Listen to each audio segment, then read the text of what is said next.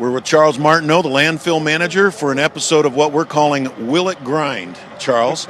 So this is a new grinder that the City Council authorized to help bring down the cost of disposing of construction and demolition debris to help encourage infill development.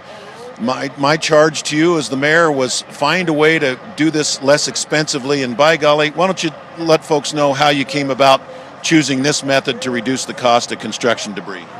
You bet, Mayor. You know, we did a lot of research. We did a lot of visiting of other places to see what was going on.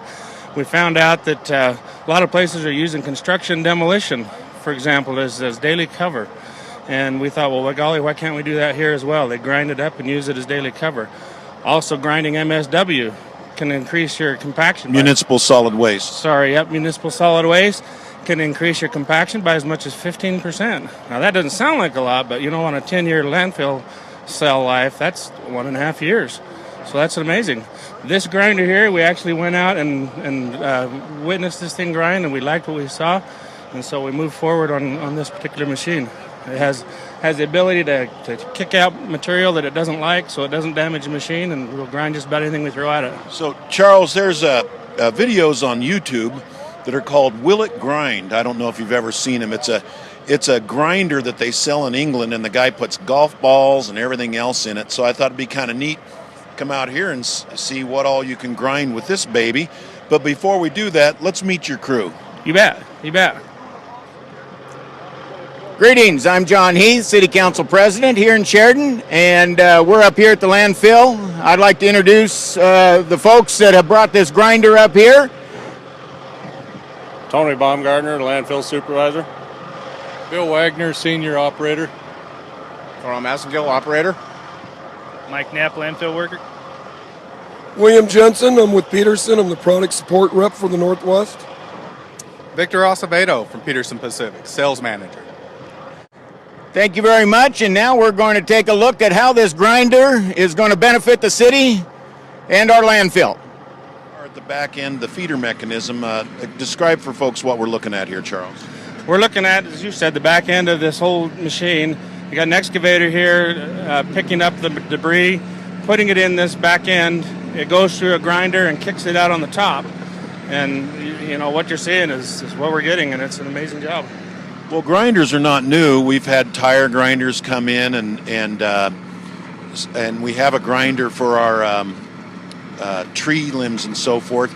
But this is a whole new type of grinder. What's the advance that enables this kind of grinding?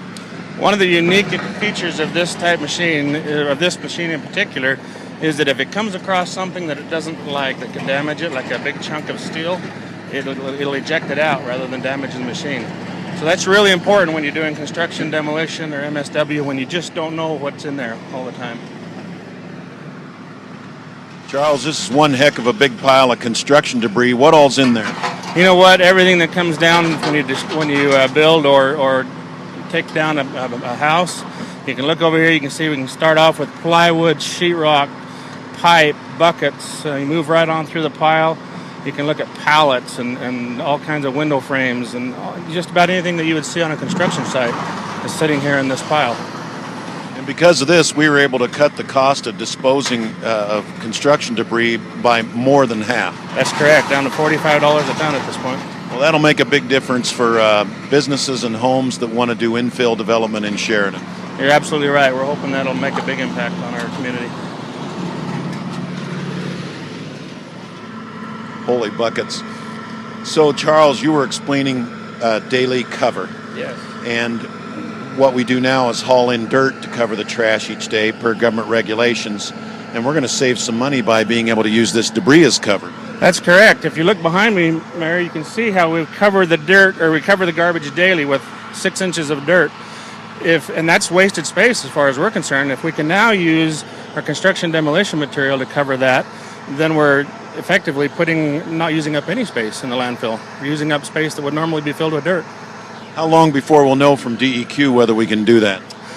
We're waiting for their reply at any time.